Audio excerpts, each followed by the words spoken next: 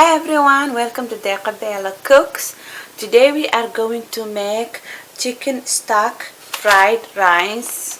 We're gonna put chicken stock in our rice today with shrimp. I'm gonna fry the shrimp on another pan, and it'll be delicious. This is what I like to eat sometimes. Basmati rice. So the rice looks like this, a little bit brownish.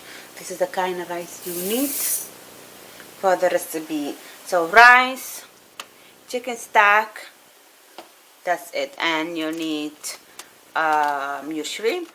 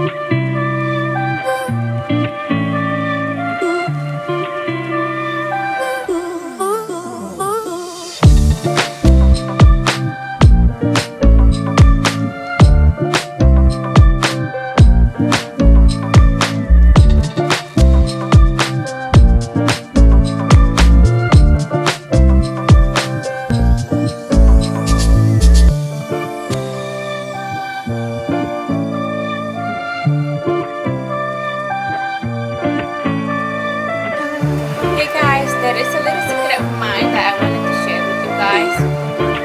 When my rice cooks like this and the water condenses a little bit, I normally take it and put it in the